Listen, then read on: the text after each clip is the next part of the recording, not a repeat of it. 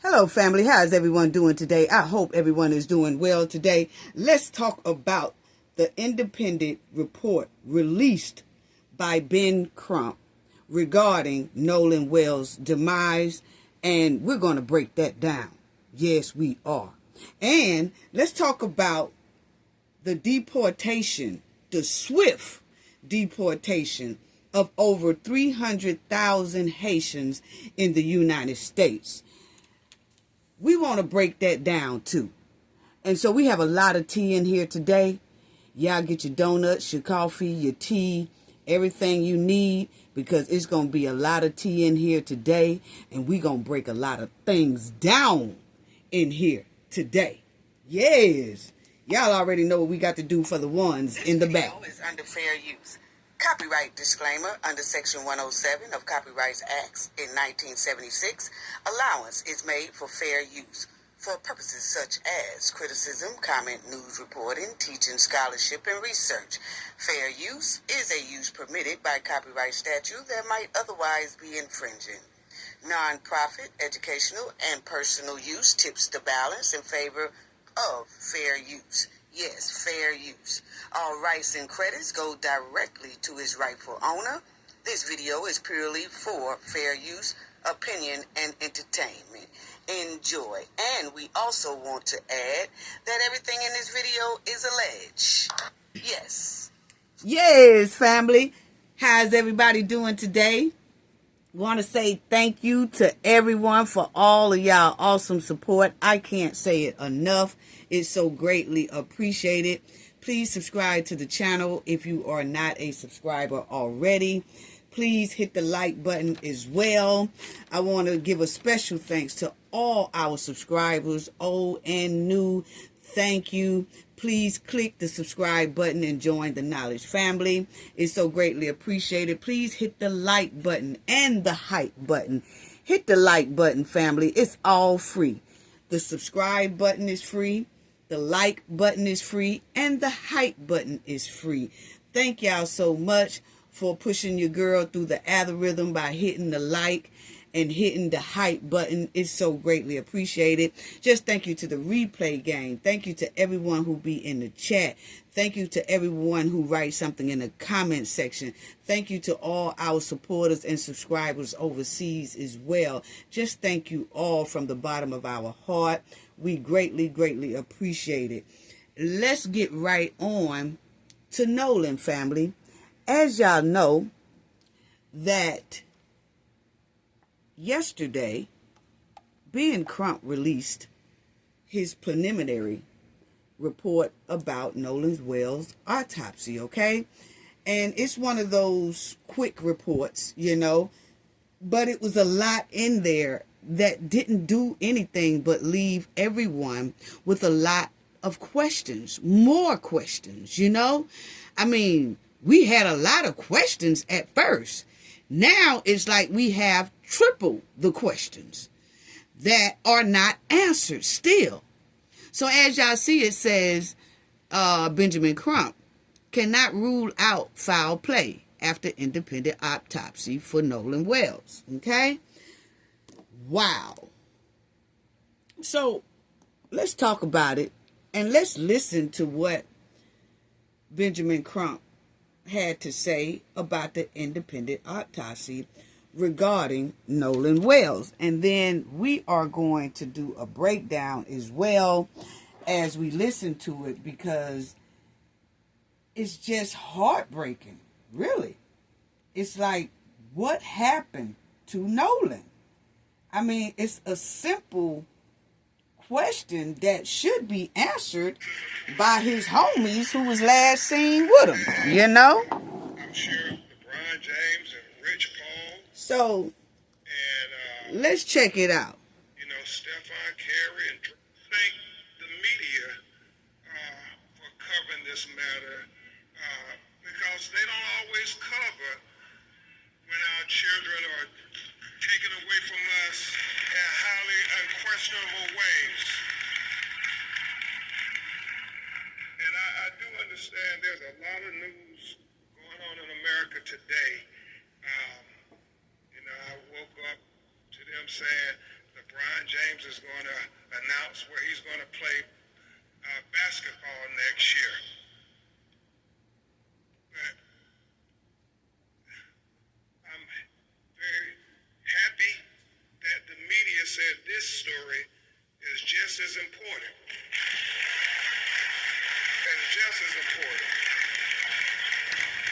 And I'm sure LeBron James and Rich Paul and, Stephon Curry and Draymond Green,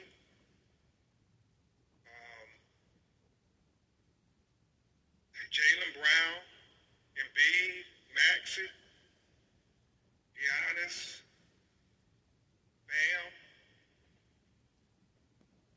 and many other players in the National Basketball Association will all agree that our children's lives are far more important than where LeBron or any other player will play next year.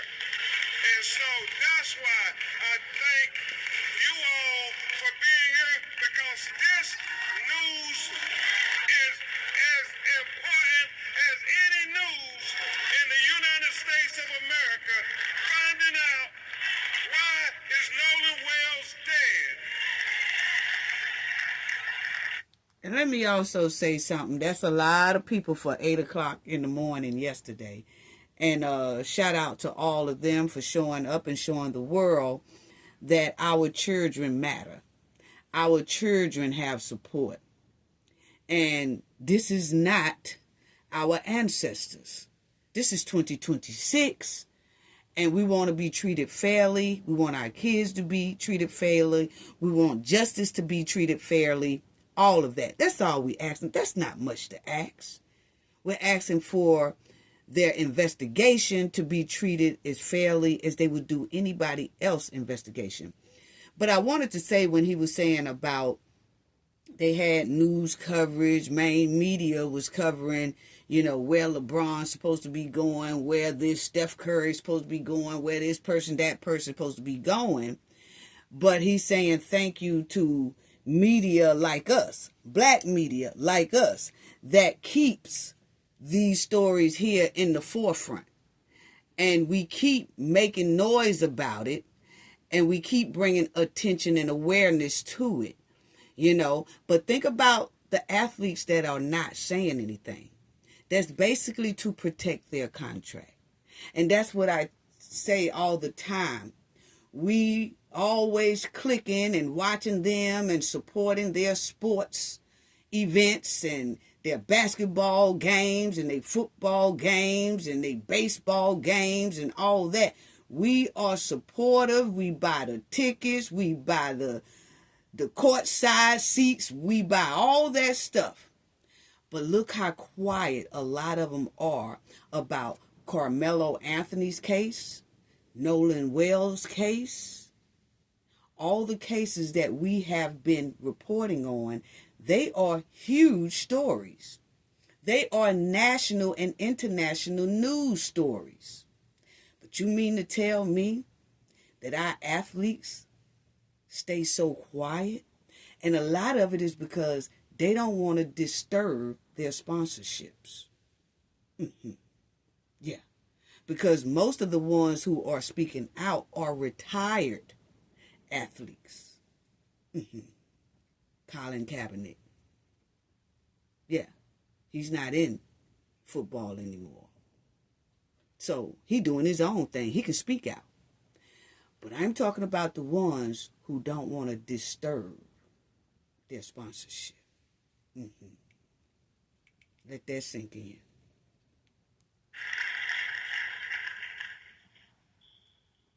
Dr. Roger Mitchell, board-certified forensic pathologist, performed a preliminary report on the death of Nolan Xavier Wells.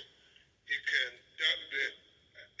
presented this report on July 19th, 2026. Preliminary report, second autopsy, death of Nolan Xavier Wells. Cause of death undetermined, pending investigation.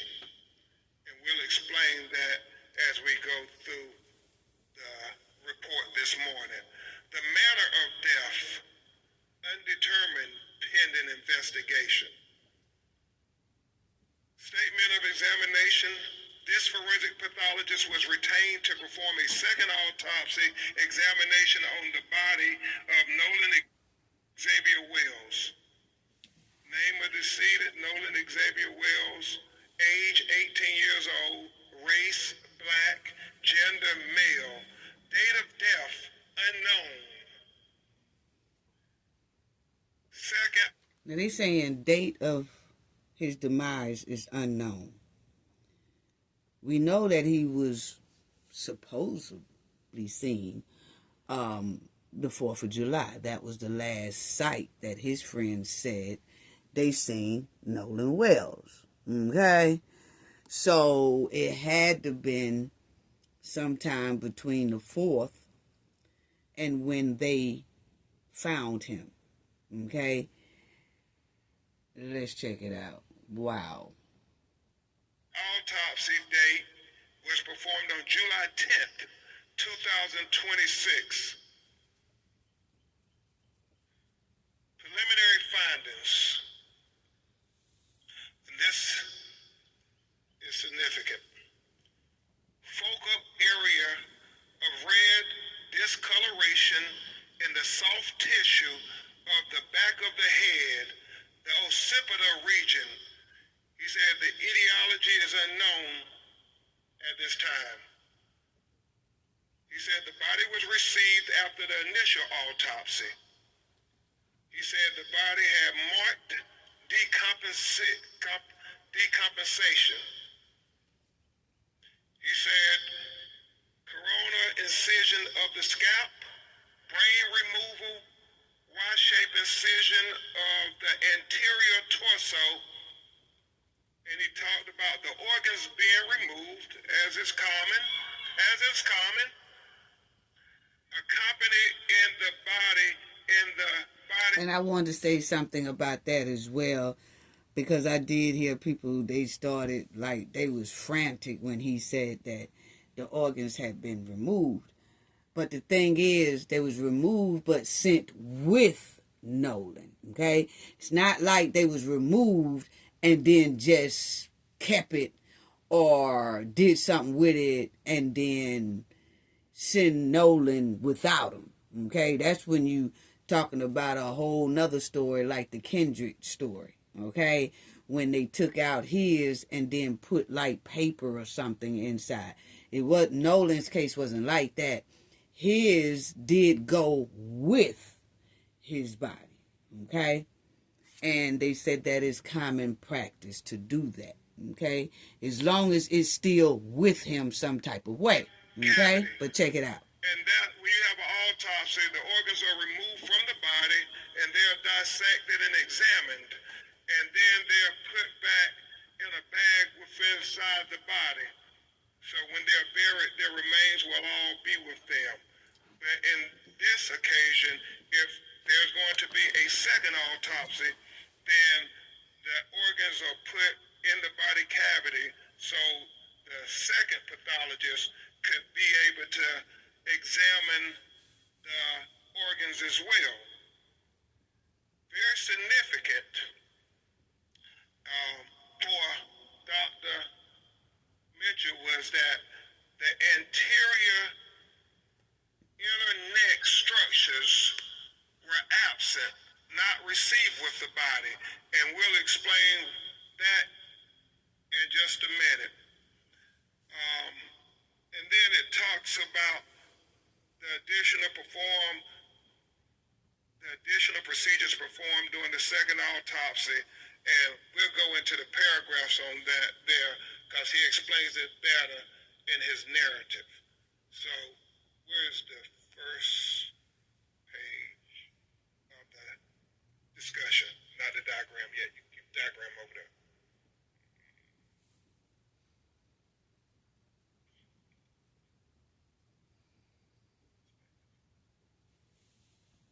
Wow, this is unbelievable. I mean... So, he talks in the preliminary discussion opinion. This forensic pathologist identified several limitations during the second autopsy that create barriers to establishing a definitive cause and manner of death for Nolan Xavier Wells. And that's... So, the second independent autopsy said there were so many limitations regarding his examination on Nolan because there was a lot of things that was either missing or he just couldn't get a good reading because of decompensation. Okay? So basically his whole examination was limited until he gets what he need from Mississippi. He's going to have to do somewhat of just give a report on what he sees so far. But doing the full report, he cannot do that until Mississippi send a lot of the things that they didn't send regarding Nolan Wells. Okay? So check it out. So that made his report limited to what he can disclose right now. It's important. He talks about the fact that we didn't get to see the body when it was first recovered, like the medical examiner working for Mississippi would have seen it. He talked about the second autopsy performed on Nolan Wells revealed marked decompensation or changes. Marked decompensation can obscure the presence and absence of bruising on the skin surface, especially during a second autopsy examination. What he's saying, because the body was so decomposed that you couldn't tell if there was bruises or abrasions on the body when he received it on the 10th of July. Wow.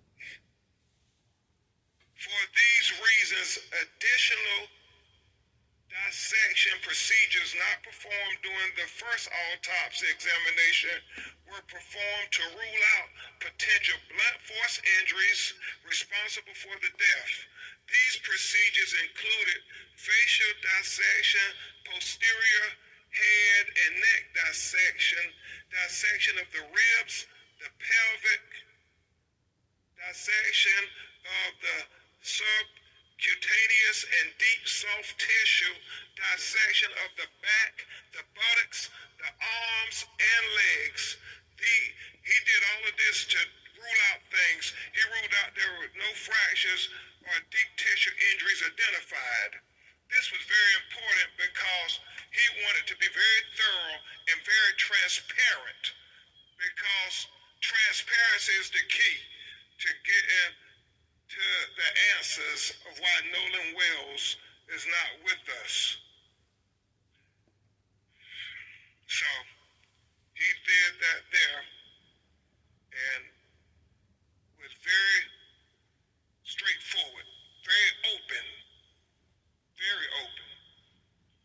He says, and I'm wondering if they could have gotten the medical examiner, the second one that's in Washington, to fly down with the one in Mississippi and see exactly what that person was doing. Like, could they have done that at the same time? Or he oversee her autopsy and then she flies to Washington and oversee his autopsy. Because when you're dealing with a case like this, and like they said, all of Nolan didn't get to the Washington autopsy because Mississippi is holding on to it.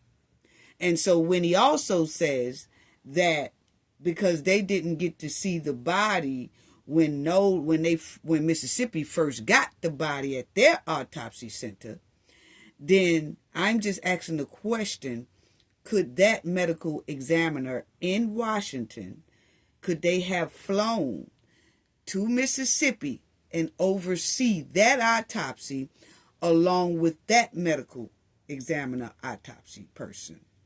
And then that autopsy person in Mississippi could have flown to Washington and overseen and stood and watched how that one did theirs. That way, you can't really say one didn't do right because the other one is looking. You see what I'm saying? And I don't know if that's possible, but that would be great in the future for people to consider. You know? That's all I'm saying. However, dissection of the back of the head during the layered posterior neck dissection revealed a 12 by 8 inch focal area of rare discoloration in the deep soft tissues overlaying the occipital bone. And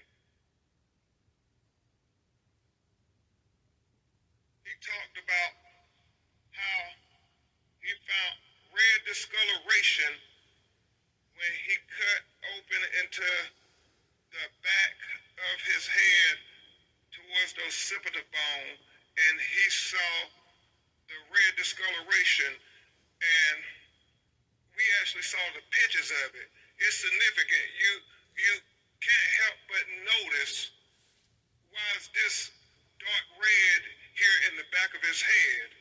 And so he was important to note that in his Why did he have discoloration like that in the back of his head? I'm just asking a question. It can be done by slips and falls, because remind you, you're on a boat where it's wet.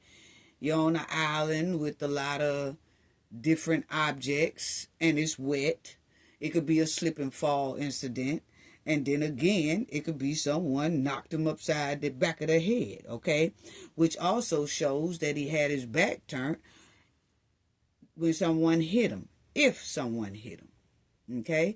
But it shows something happened before his demise, okay? It probably wasn't the cause of his demise, but it's there.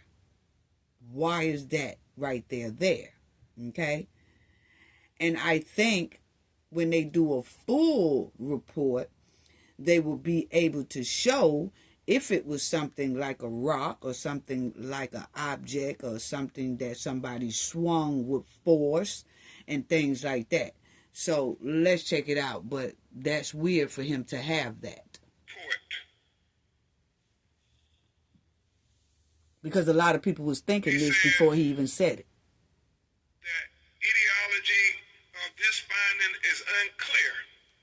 There are no lacerations of the overlaying skin nor fractures of the underlying skull.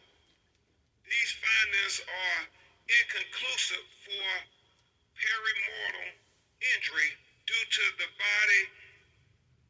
both the extensive decomposition and the absence of associated injuries. This finding, however, is significant enough to be highlighted in this preliminary report for further investigation. It is important to reiterate that the finding could not have been observed in the first autopsy because the posterior head and neck dissection were not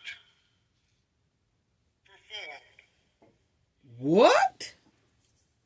Wait a minute. Let me hear that again.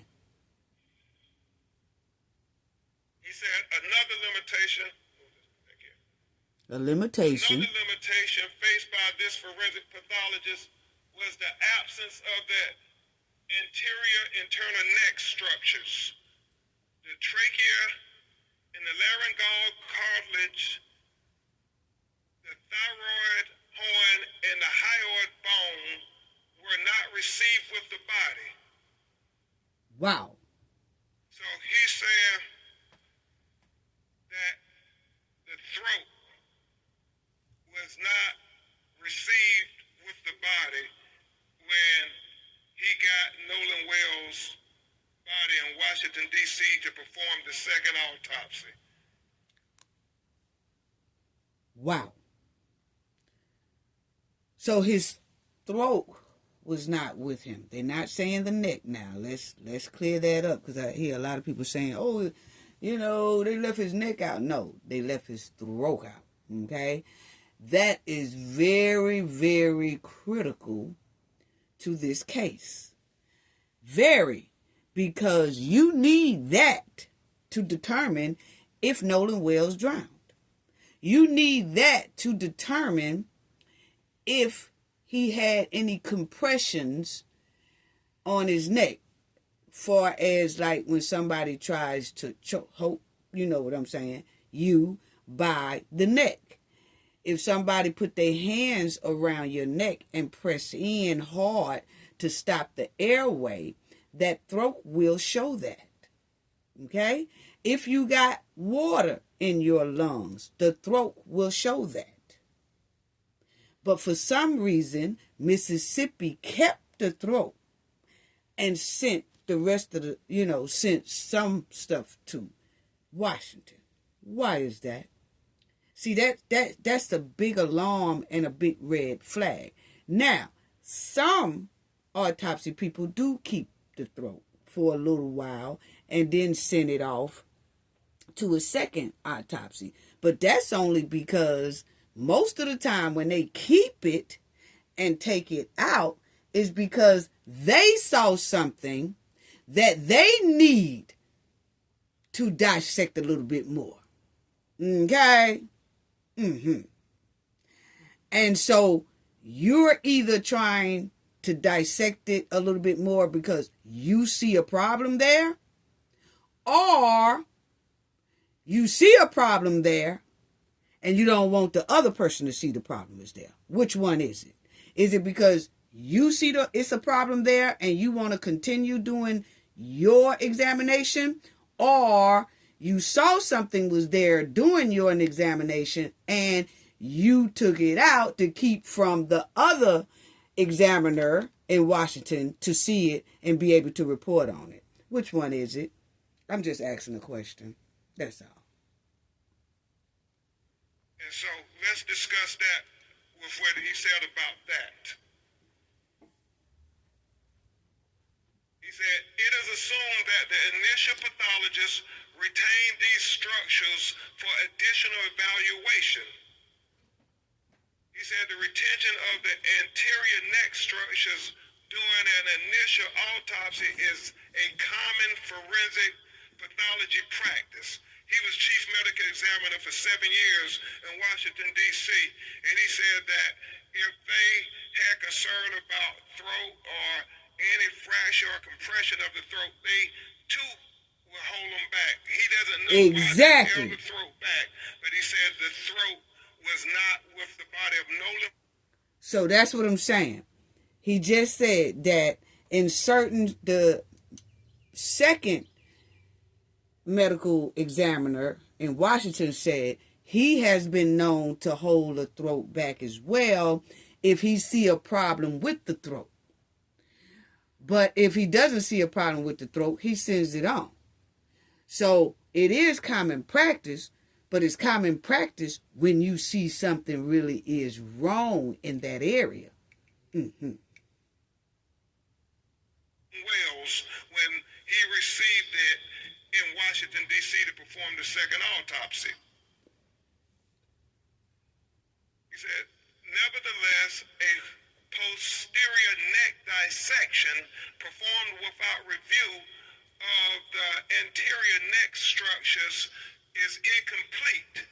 Therefore, this pathologist cannot rule out injury to the neck as a contributor or a cause of death. He said he would need... So the neck structure was there, family. It's just the interior of the neck structure was missing along with the throat. So you can't do a real examination and come to a determination about the neck and throat area if some of the structure of it is missing. Okay? And so that's how you can tell if he drowned or did someone put some pressure on his neck or what. Okay? To have the medical examiner in Mississippi allow him to review the throat. Exactly. That's why he said his autopsy is undetermined pending investigation. Remember, it's about transparency. It's supposed to be. Don't sound too transparent to me. Because the initial autopsy rightfully removed and dissected each organ, there are additional limitations inherent in the second autopsy of Nolan Wells. The most significant of the limitations was the inability to directly observe the airway in the lungs for water and directly observe the stomach for gastric contents. He said it is very significant as to what the... Do that again. He said it is very significant as to what the initial forensic scientists who got to review the body when it was recovered. We have heard from my call center people saying the body wasn't waterlogged. Well, we need to know those things. But unfortunately, because the body was decomposed and the organs have already been dissected, those are things we can only get from the initial autopsy. So therefore, again, the manner and cause of death is undetermined until further investigation. We are hopeful that the Mississippi Medical Examiner would give Dr. Mitchell an opportunity to see their photographs and their observations to the condition of Nolan Wells' body closer in time to July 4th. That is very important, and we have to continue to demand transparency, President Johnson.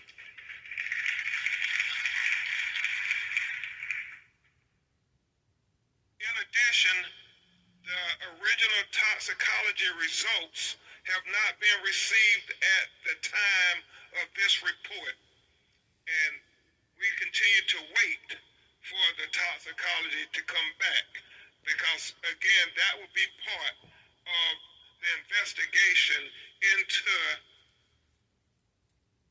Nolan Wells' autopsy by Dr. Mitchell. It is significant to note that there's many things that go into toxicology that only Dr. Mitchell would be able to opine upon, and medical experts can opine upon.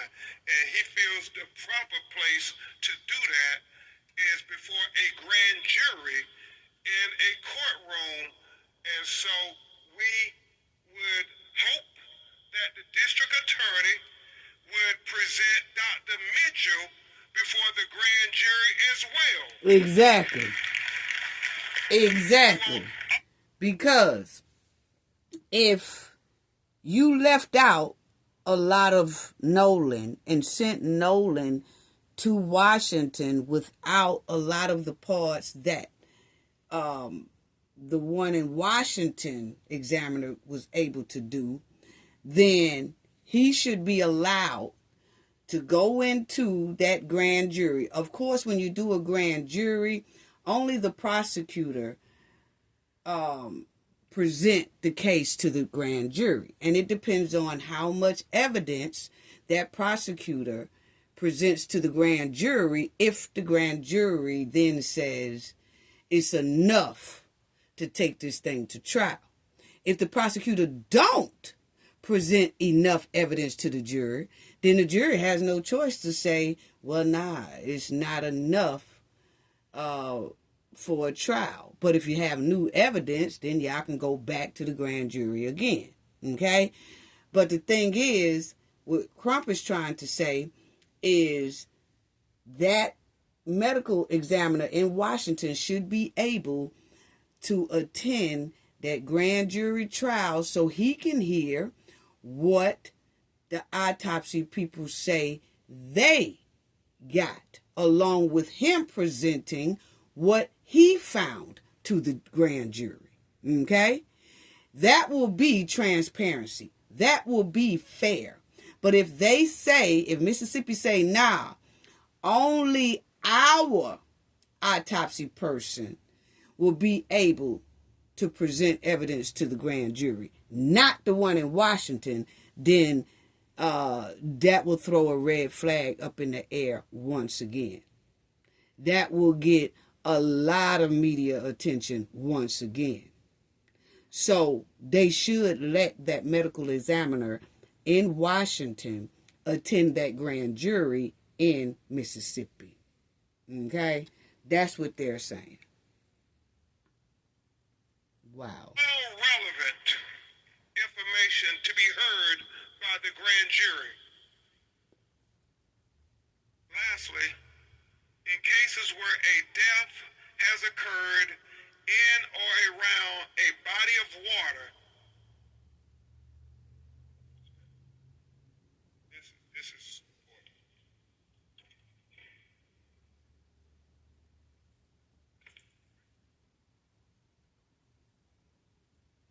Lastly, in cases where a death has occurred in or around a body of water with suspicion of drowning, it is important to confirm how that person entered the water. Exactly. This is the crux of the matter. Mm-hmm. This information is especially important for those deaths of persons who can swim. As in the case with Nolan Wells, at the time of this report, this forensic pathologist does not know the condition of Nolan Wells. He did not know whether he was conscious or unconscious when he entered the water. That's a very big fact. That would be significant. Yeah, that's a very big fact. He said he did not know whether he was forced into the water or unforced into the water. He said that would be significant.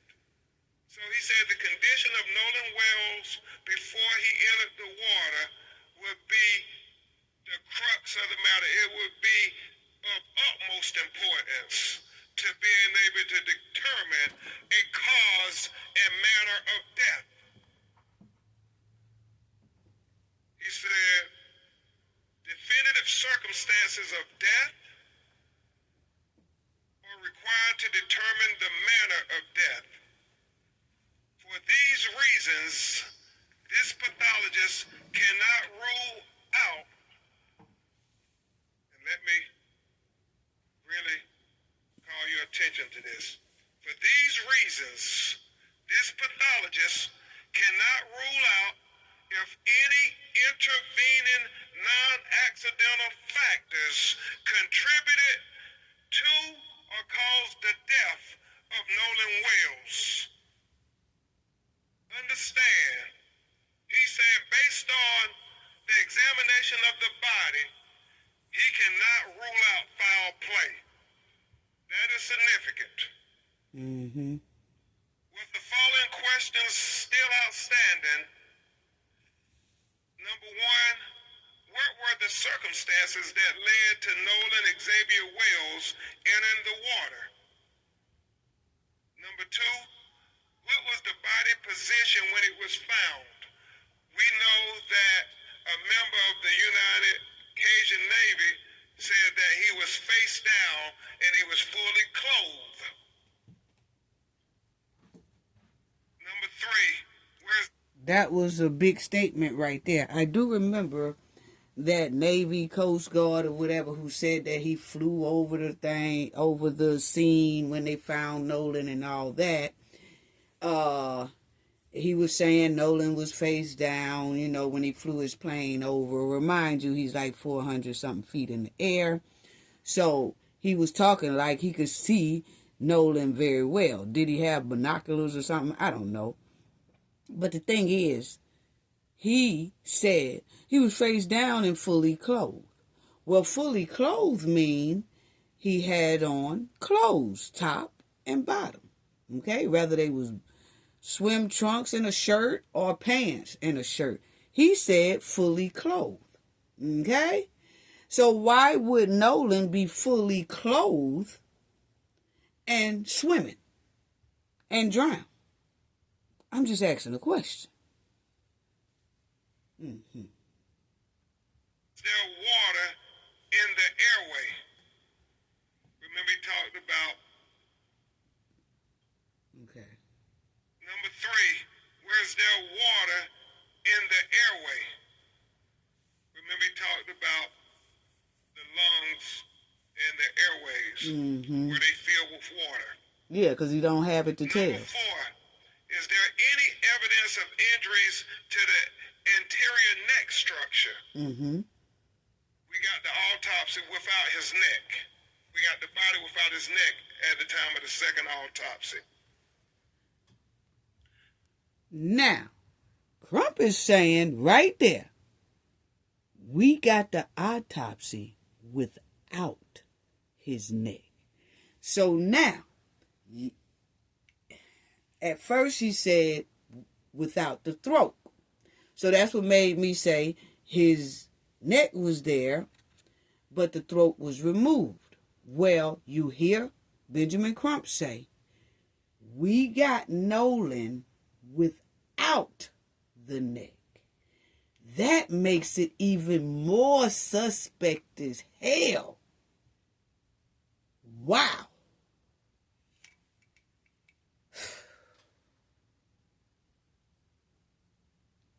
Listen to that again, because I want to make sure we are putting out the correct information. Remember he talked about the lungs and the airways. Now listen, family, so I make sure we got the correct information. Number 4, is there any evidence of injuries to the anterior neck structure? We got the autopsy without his neck. We got the body without his neck at the time of the second autopsy. Wow.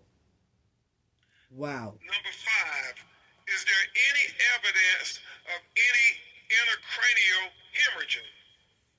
He said that is going to be very significant. Things that he could not observe at autopsy that the initial medical examiner would have been able to observe. Number 6, was the composition of what was the composition of the stomach contents? He talks about that being important because when was he found? How long had he been in the water? How long had it been since his last meal? All those things become relevant factors when you're trying to do a thorough and impartial autopsy. And number 7, what are the toxicology report findings? He said the best classification again for the cause and manner of death for Nolan Xavier Wells is undetermined pending investigation. This forensic pathologist reserves the right to review and incorporate additional forensic pathology information into his opinion as it becomes available. He says the above opinions are expressed to a reasonable degree of medical certainty. Dr. Roger A. Mitchell, July 19, 2026. And we know that, as I said, this is only another part of the puzzle. And even though it tells us significant information, we still have more questions than we have answers at this time. And we will continue to press forward and persist, Christine and Elmore, with getting the answers to these questions. Because as you, yes. Yeah, this is unbelievable. We will persist.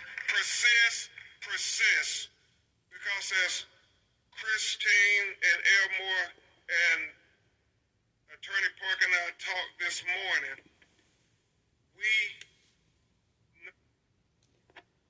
So that conclude what his independent autopsy was saying. But family, it was so many key parts missing.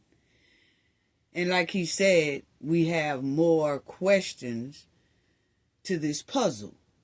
And I could tell you right now, this puzzle is half put together.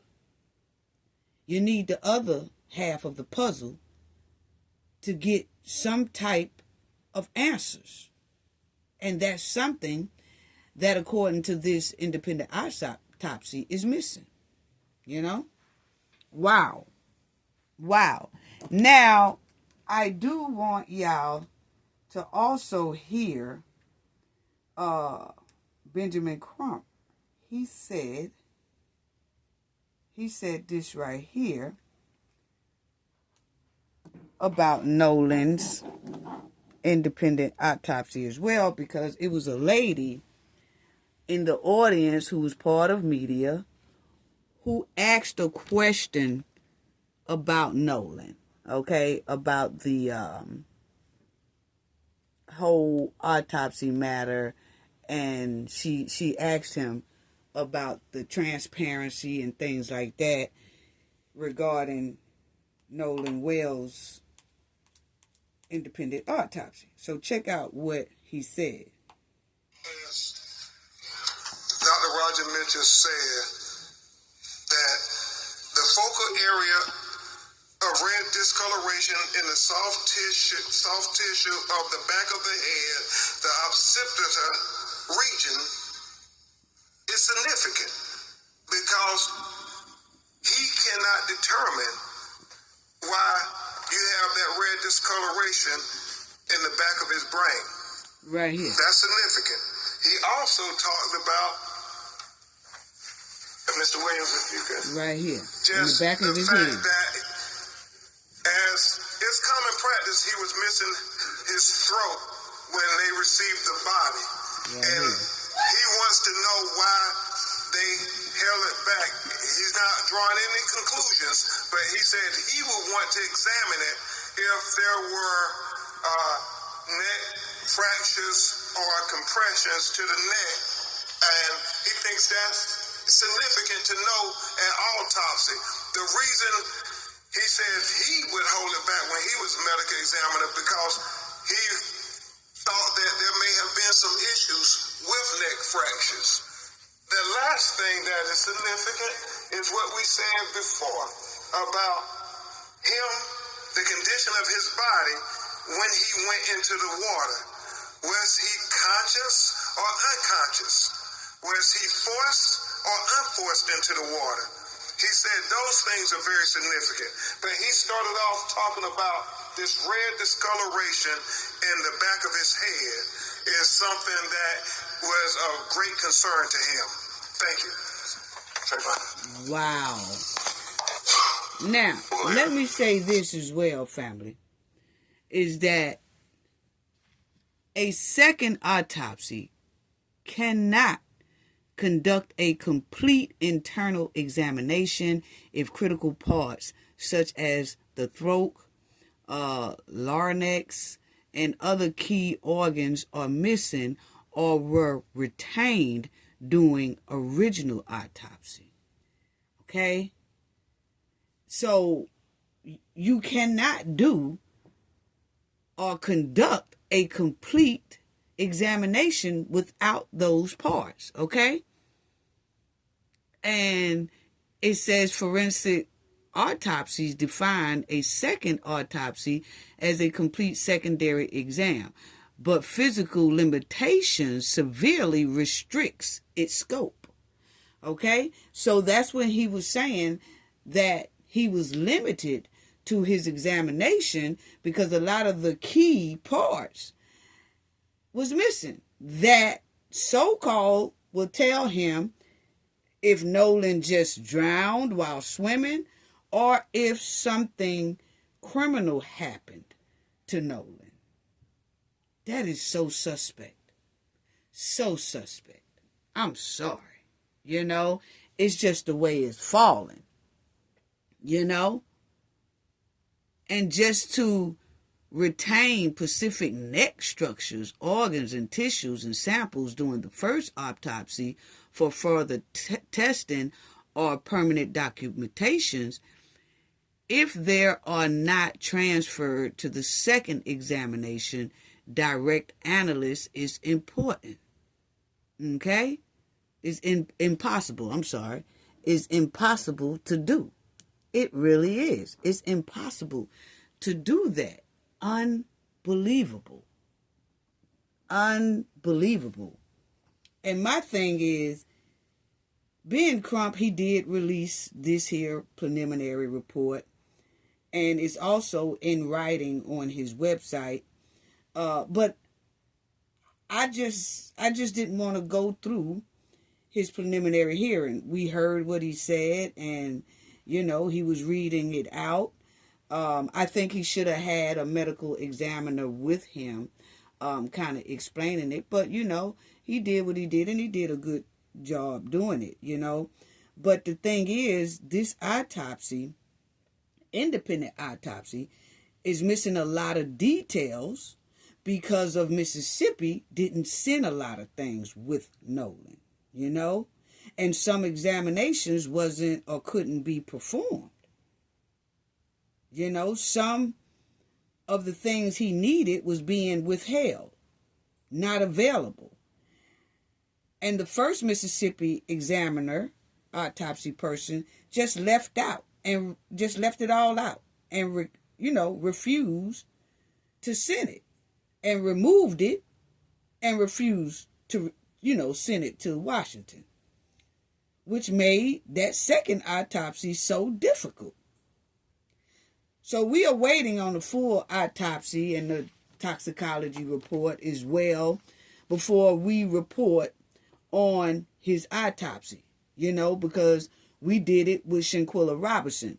We waited until her full autopsy report came out, and then we reviewed it page by page by page by page.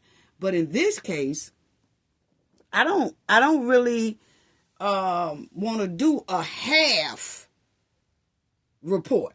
You see what I'm saying? Because we heard what he said, and so we got the kind of the scope of Nolan's autopsy report, his preliminary one. It's not the full one, okay?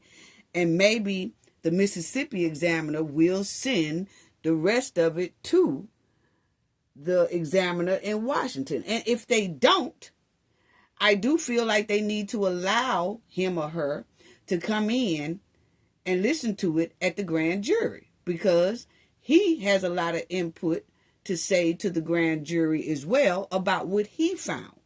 Okay? So I just want to do a full, complete autopsy report. I don't want to do a half-ass one. Okay?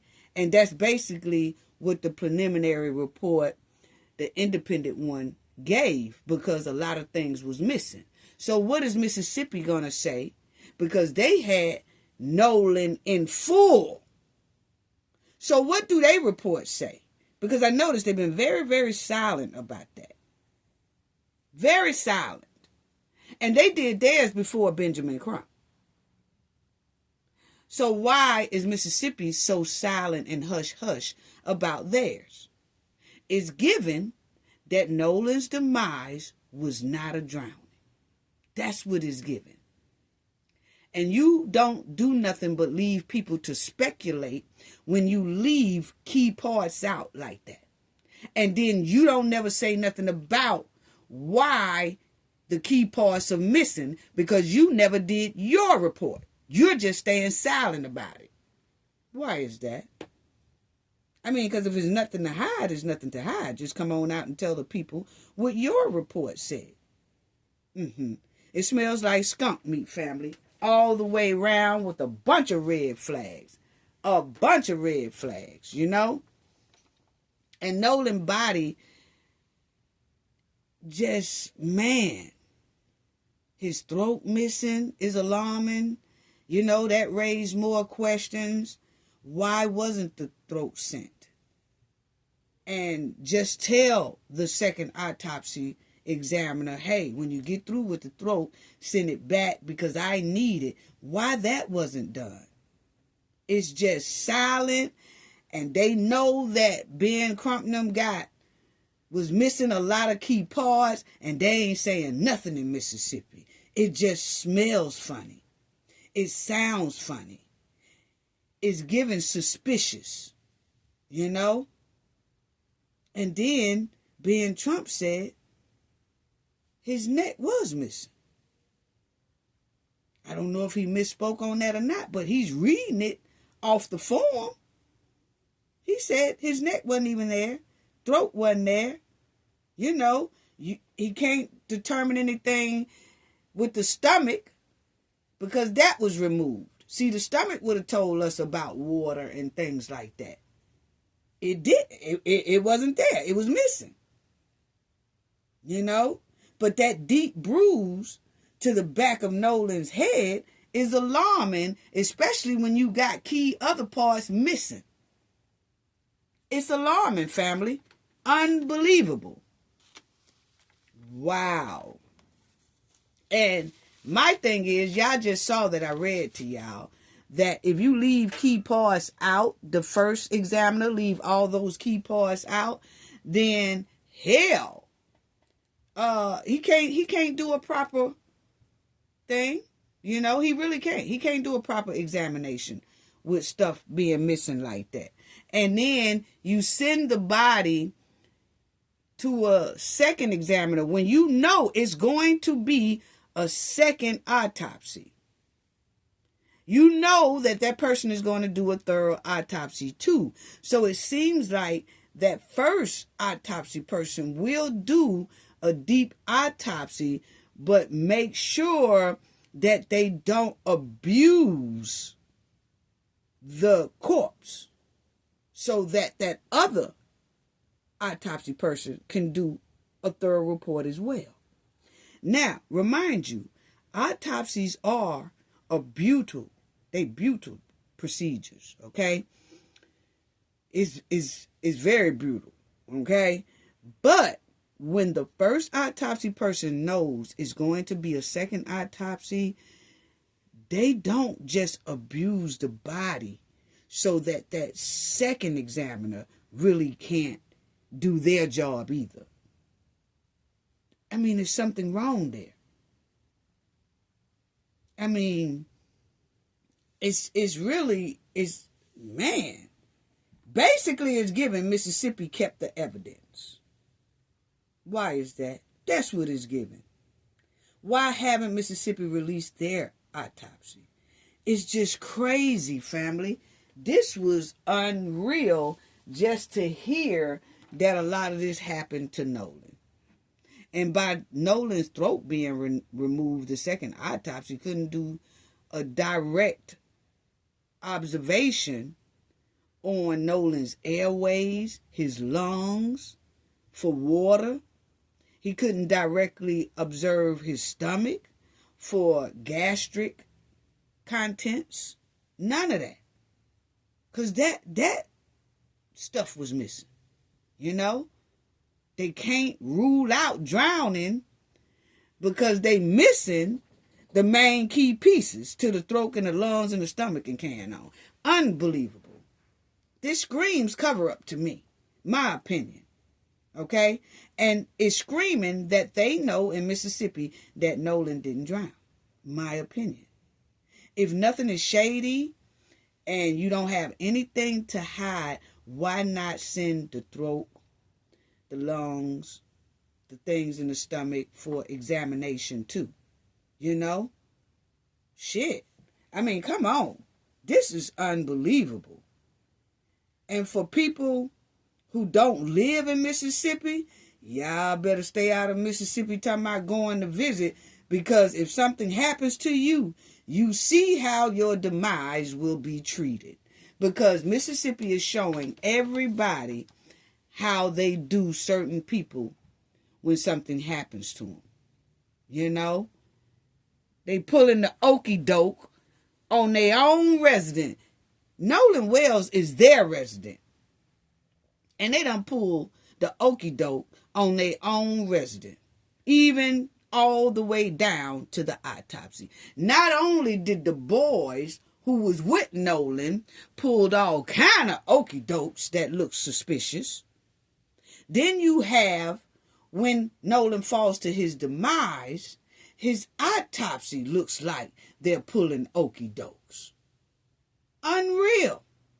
And if not so, hey, stop being silent and say something about his autopsy. Say something about your first autopsy. Say something about your results, your findings, all that. Mississippi really needs to make a major change, because they've been holding on to this type of behavior for centuries. Mississippi really needs a major change from holding on to centuries of toxic and degrading behavior. But it will never change if the residents don't demand change. Their residents are shaking in their boots every day, afraid of retaliation, afraid to speak up. They're afraid to even speak up for change, to have a better and fair Mississippi, because they don't want to be retaliated against. That's how bad Mississippi has been for centuries. The world has now labeled Mississippi the worst state in America. And granted, there are a lot of bad states in America, but Mississippi publicly shown the world how they have no shame on how they conduct things, how they run things. They had no shame on how their state truly operates. No shame to show the world. No shame. And the governor, he didn't make it no better with his statements that really threw the whole state in more quicksand. Unbelievable. Unbelievable. This is unbelievable. And I want y'all to, because just hearing about Nolan's condition, just hearing that a lot of things didn't arrive in Washington is a total red flag. And the fact that Mississippi is so silent with their preliminary hearing is troubling, alarming, with red flags all over it. That's my opinion, And check out what Ben Crump said again. I want y'all to check out what he said again. Dr. Roger Mitchell said that the focal area of red discoloration in the soft tissue of the back of the head, the occipital region, is significant because he cannot determine why you have that red discoloration in the back of his brain. That's significant. He also talked about, Mr. Williams, if you could, just the fact that as is common practice, he was missing his throat when they received the body. And he wants to know why they held it back. He's not drawing any conclusions, but he said he would want to examine it if there were neck fractures or compressions to the neck. Exactly. So, like he said, it's common practice to hold the throat, but normally it's common practice to hold it because you see something in there that's kind of alarming and need more examination. If so, like being said, why didn't that first autopsy examiner call Washington examiner and say, hey, you're going to be missing the throat, and this is why. And I'm doing a thorough, I needed a little bit longer, but I will send it to you as quick as possible. How come that they didn't say that? Yeah. Unbelievable. It's just unbelievable to me, family. Unbelievable. And I'm just trying to figure out that, Ben Crump, he did not release his full autopsy, which I know he's going to have it done. This was just a preliminary autopsy, okay? And this is not his full report.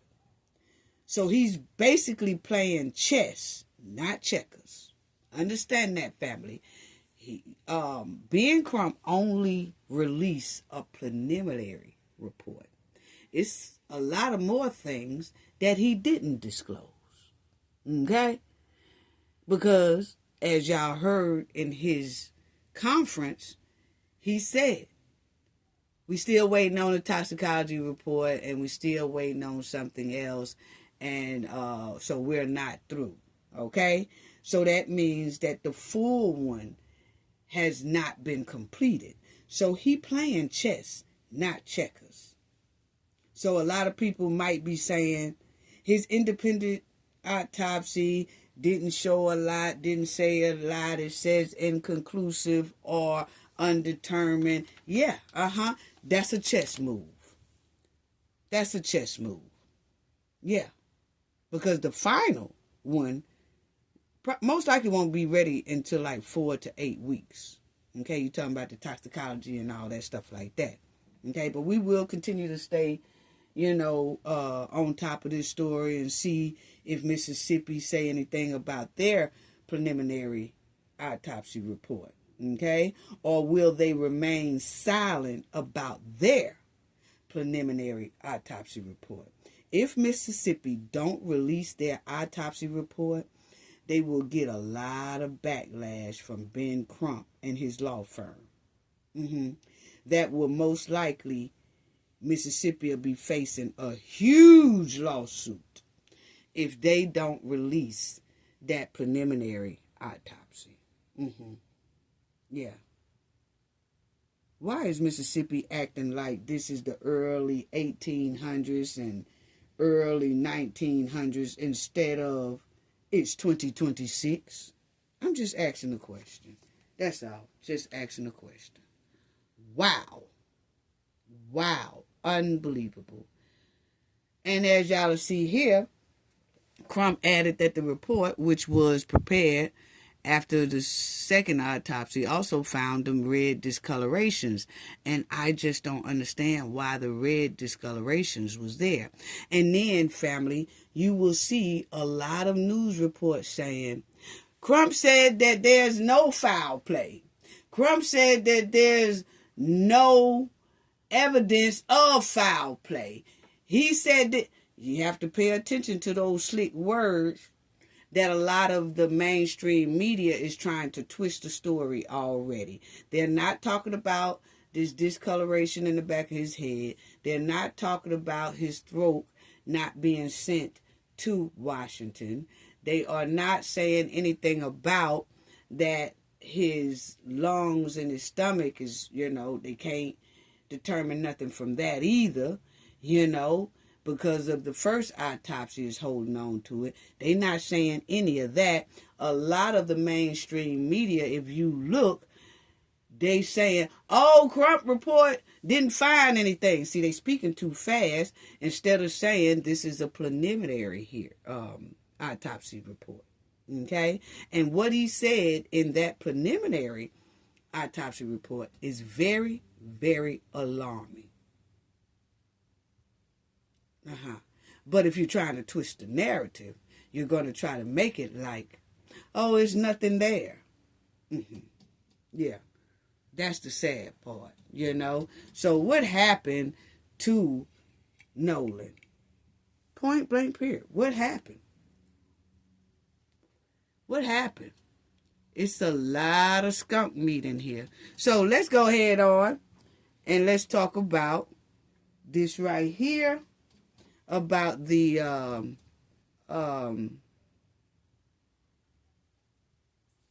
so let's talk about this, family, because let's talk about why this is going on, why a lot of this deportation, swift deportation, is going on, especially with the Haitians, okay, and why it's started so swiftly, and why the United States most likely started focusing on the Haitians TPS, okay? Now, rather people want to believe it or not, it's okay. Rather people don't want to hear the knowledge I'm getting ready to spit to them, it's okay. But it's the honest truth, okay? I'm old school. My ancestors built this country. I have been in this country all my life. We foundated here, okay? We didn't come here off no boat, not my family. We didn't come here off no boat from Africa and all that kind of stuff, okay? We was already here. My ancestors was already here, and a lot of Black Americans' ancestors was already here as well, okay? So if anybody could tell people about America, the United States, it's us. We have been through everything you can imagine with the United States of America,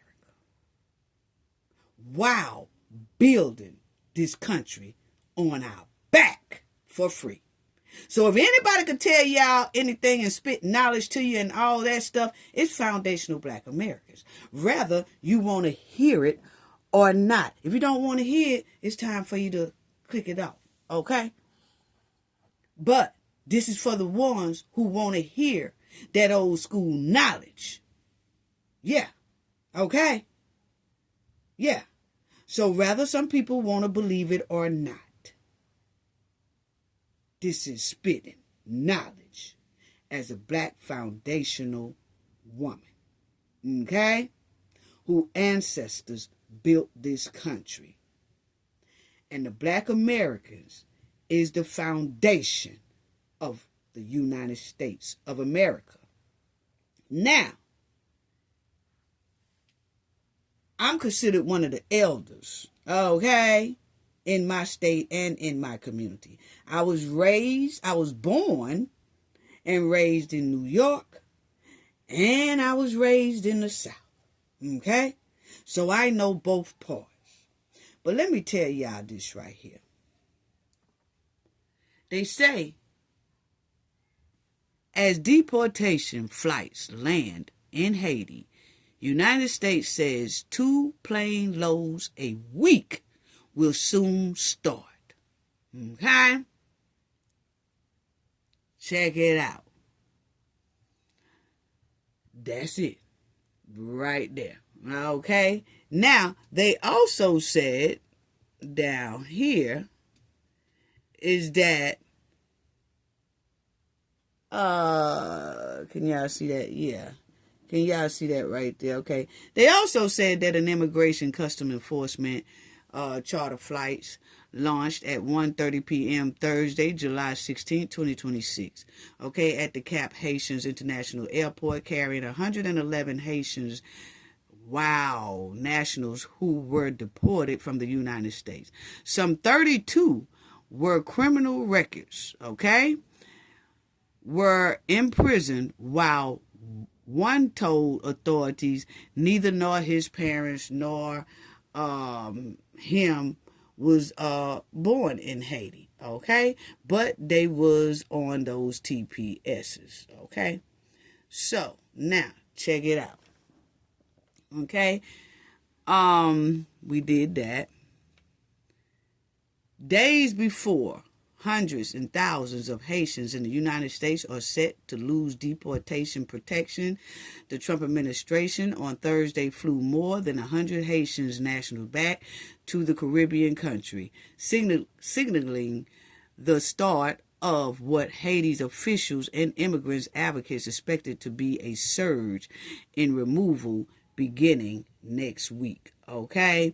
More than 300,000 Haitians in the United States will lose temporary protection status on July 24th, leaving them vulnerable to detention and deportation. Okay? So, check it out. Now, let me say this.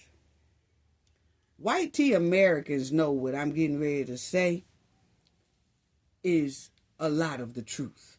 Okay? Rather they want to admit it out loud or not, white tea Americans know how much black Americans have built this country on our back with blood, sweat, and tears for free for centuries in this here country. Okay? Now, white tea Americans know how important black Americans are to this country. Financially, physically, economically. Okay? We are the protectors of this land along with white tea Americans. Okay? Now, white tea Americans and black Americans have a history of over 400 years together that neither one of us can ever forget. Okay? Now listen, because I'm getting to this Haitian thing. This is a fact.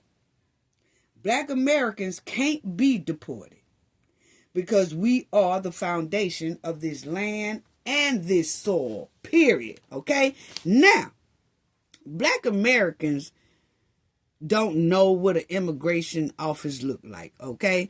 We ain't never had to go. We ain't never been. We just ain't never had to deal with that because we are the foundation of this country and this is our homeland. Point blank, period. Whether people want to accept that or not, I'm trying to spit the truth to you so a lot of people will know exactly what the hell is going on. Who else knows better than black Americans, okay? Because we done been through hell with this country and we done been through happiness with this country, okay? But the point is, we are still here. No matter how hard it get, we stay here because it's our country as well, okay? Along with the white tea Americans, okay? Now, a lot of immigrants, not all, I ain't gonna keep saying that, but a lot of immigrants, not all. If it applied to you, then it applies to you. If it don't, it doesn't, okay? But a lot of immigrants come to the United States with a mindset of black Americans are beneath them or less than them. And they start off with a deep hatred and jealousy towards black Americans, okay? Now, I'm trying to tell people now where they went wrong and why a lot of this deportation is starting, okay? Just listen to me, because this is the history of the United States, okay? But see, people didn't want to listen to black Americans, okay? For some reason, they feel like it's black American faults that they're gone. No. This is the United States history, okay? All the way back to Thomas Jefferson. So check it out, okay? A lot of immigrants come over here and they act like black Americans is beneath them. I don't know what they was told. I don't really care what they was told. I'm just telling you how their behavior was, okay? They act like we was less than them. They start off with that deep jealousy, hatred, all that stuff, okay? And black Americans are the ones who fought for immigrants to even be allowed to enter into this state or step foot inside this here great country they call the United States of America. Okay? Now, a lot of immigrants, not all, and I'm not going to keep saying that all, not all, and all that, okay? A lot of them entered into this country and started all that ill will and bibble babble towards black Americans while using our benefits, while taking advantage of the entry into America that we help them to be able to come over here. And then they will cosplay as us as if black Americans can be replaceable. That was a big mistake because they wouldn't take the time to learn our foundational history with this here country. Black Americans took so much disrespect for decades without any pushback. We took the disrespect for decades. And that was a lot of our fault for taking a lot of disrespect because it wouldn't have got this bad. But Americans laid back, took a lot of disrespect from a lot of different immigrants, especially Africans and Haitians, and they sat back and they let a lot of it slide. That was our mistake. We should have been checking them from the beginning so they will know how things go. But we didn't. We let it get too much out of control. When it got too much out of control, then that's when all the bibble babble started. When the internet was created, okay? The bibble babble, back and forth, back and forth, back and forth, back and forth, back and forth, back and forth. The bibble babble between Africans and Haitians towards Black Americans. Then Black Americans got tired of the disrespect, and the Black Americans started checking people, separating themselves. Checking people. Yeah, I think the white tee wasn't listening to all this. I'm just asking a question. It's their history. Y'all think they wasn't listening to all this? I'm here to tell you they was. I'm considered an elder. I know what my ancestors taught us. And I know by living here that you better believe that white America was listening to all this bibble babble and disrespect that was going towards Black Americans. And y'all could say all day, oh, look how the white tea men used to treat y'all, this, that. We already told y'all we got a history with them. Yeah, they can't run us nowhere, okay? And we can't run them nowhere. But you can't come in and try to act like you could treat us the way we was treated 400 years ago by disrespecting us all over the internet, and it's supposed to fly. And people not supposed to pay attention and listen to it. So, check this out. I'm just kicking some knowledge to you so people know what mistakes not to make in the future. Okay? So, a lot of people was disrespecting Black Americans. And for some reason, they thought that Black Americans can be deported. And they couldn't. They realized here recently that we can't. Okay? And no immigrants can replace Black Americans without replacing the United States. Let me say that again. No immigrant can come over here and replace Black Americans without replacing the United States. And there's a lot of immigrants who were trying to replace Black Americans and was trying to replace the United States and take over the United States and then run the United States like the country they fled from. See, all of this stuff was being taken notice by the white tea men in charge. Not only Trump, others too. Okay? Now, it's the hardcore prejudice that the majority of immigrants had or have towards Black Americans when they enter this country. They would move into Black Americans' neighborhoods. They would have these prejudiced attitudes. They would be spewing all this degrading talk towards Black Americans and at Black Americans, okay, non-stop for decades, especially Africans and Haitians, okay? And this is how out of control Africans and Haitians were to Black Americans, all over the internet, all over social media, all over their podcasts, all over everywhere.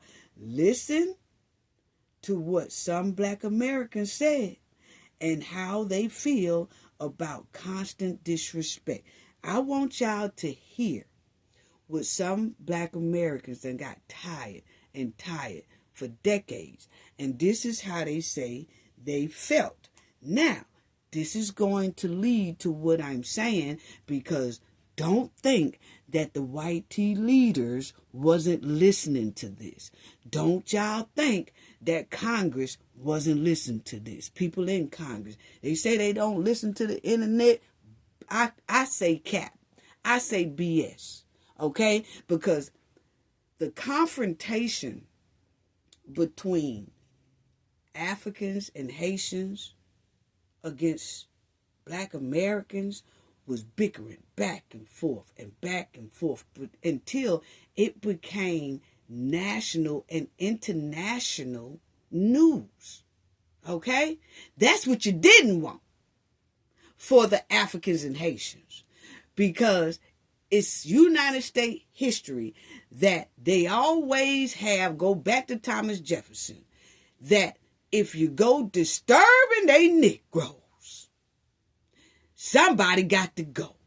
And they know it can't be Black Americans. Okay? I'm just kicking old school game to you, so you'll know what mistakes not to make in the future. And if you continue to make these mistakes, this will continue to happen, where more flights and flights and flights and flights gonna go out and take you back to your homeland. I'm just trying to give people knowledge of what went wrong, how it went wrong. Okay? It's not degrading anybody. It's kicking that knowledge and telling you where you went wrong. Either you can fix it or you don't have to. Black Americans ain't got to fix nothing, because we ain't the ones started this bibble babble stuff. We ain't the ones who act like we was more than others that came into our country. If anything, we tried to help them. But we got so much disrespect until we finally said enough is enough. And that's when our voice started talking, and it got loud, and it got to where it was national attention. So check out how some Black Americans have been feeling for a very, very long time. Okay? Check it out. And I'm like, man, check it out. You have temporary protected status. Temporary, as in not permanent, meaning for a period of time. What are we, guys, I don't get what we're all up in arms about. You guys were never citizens. You had time to get your citizenship. You had time to get your paperwork. You had time to get everything in order. And you didn't believe what the government told you. And that's on you. See, you thought that there was going to be some other law, something else that was passed to help you stay here, continue to benefit off our system. No, this administration stands on business. So, with that being said, stop ostracizing Black Americans, because key word in Black Americans, we are actual citizens. This is our country. This is our land. Now, let me say this. This is the type of thing that was going on. And remind you, I'm an elder, so I know what I'm talking about. Okay? I see it. If I see it, the white tea Americans see it. Okay? I'm telling you about the history of the United States. Now, that a lot of people didn't take time, immigrants didn't take time to learn about. So you can learn about it here, or you can still act like you're above us and don't want to listen to us, and this here thing right here will continue to happen. Okay? Now, the thing is, when you be loud like this, see, a lot of immigrants was too loud when it came to disrespecting Black Americans. And Black Americans begin to be loud. And when that white tea man see that, like I said before, he's going to say, oh, Lord, please don't disturb these here Black Americans in the United States, because they have a history with us. They know us, just like we know them. Okay? And to keep the confrontation down, and when they see that other people from another country is getting beside themselves and is stirring up Black Americans, who you think they're going to choose? I don't care how much you think you contribute and all that stuff. They going to start, you was too loud, and it caused attention to you. So when you're loud and they cause attention to you, then what do America do? They start looking into your statuses. And that's when they see the TPS been long enough. They done help certain people long enough. So it might be time for these people to go because they done got too comfortable and they stirring up mess inside this here United States. And we ain't got time to have this type of disturbance and chaos in this here United States. That's just how they roll. It's a history all the way back to Thomas Jefferson. I'll show y'all in a minute. But this is the type of thing that was going on throughout the internet that was causing national and international attention. It was talked about all the time, every day, all day on podcasts and all that stuff until it got out of control. What do you think the white tee's going to do to de-escalate this? They can't do nothing with black Americans.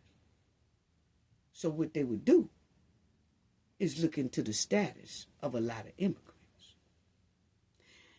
And black Americans bicker back and forth with other immigrants because other immigrants feel like they could do that to us because they feel like they better than us when they come here. And we be trying to tell them, hey, don't believe the hype. But they believe the hype. Okay? And this is what happens. Okay? So check it out. Because this type of stuff was being talked about all over the internet. Now listen. And now you expect for us to stand up for you guys when the government was very clear that you had temporary status.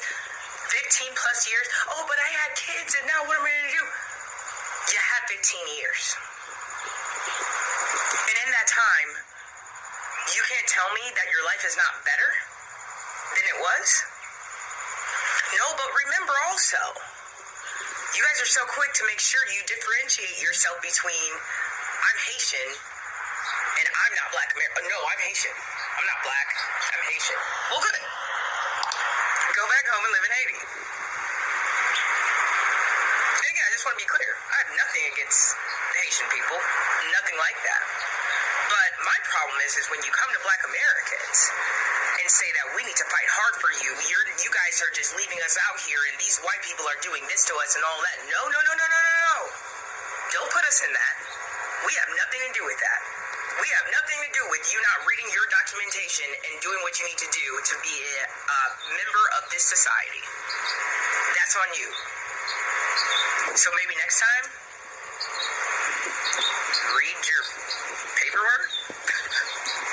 What a concept. Okay. Your Check temporary this out. protective status.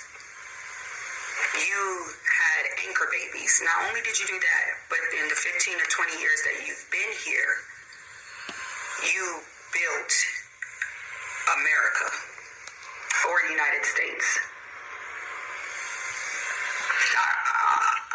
And that's another thing. When some immigrants say they built the United States, that's a slap in the face to not only black America, but white tea American as well. I'm trying to kick some knowledge to y'all now. You can listen to me or not. Trying to kick knowledge so you know what mistakes not to make in the future. I ain't talking about black Americans. I'm talking about immigrants who come into this country. When you say that you built America, or you built New Orleans, or you built New York City, or you built Chicago, or you built Minneapolis, or you built all these different cities and stuff in the United States, that's a slap in the face to black American ancestors and white tea American ancestors. People don't even realize that. I'm trying to kick the knowledge. Okay? It's a slap in the face. And so when you say that, a lot of people think they hurting us by saying that. No. You disrespecting the white tea folks as well. Because they know the history. Just like we know the history. So then they feel like you're being beside yourself. They feel like you start getting beside yourself. And then they start sending flights back to your homeland. I'm just trying to tell you about mistakes so that you don't make these mistakes in the future if others are allowed to come back over here or if y'all are allowed to come back here. Just telling you. Okay? So check it out. I'm kind of confused on how Haitians really think that you built any part of this country. You guys came here after a flood. That was like 15 years ago.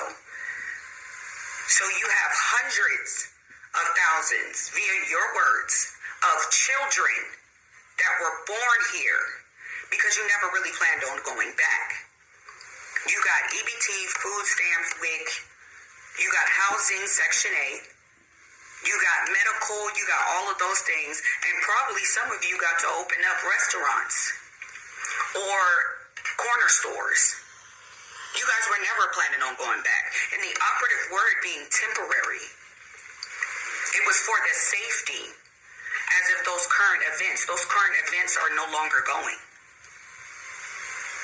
I'm going to add the video afterwards or at the end of this so you guys can watch it and come to your own conclusion, because now it's unjust. Now everything, because you were never planning to leave. You wanted to stay on that temporary protected status and gain all or garner all those benefits. Haitians. Now my thing is,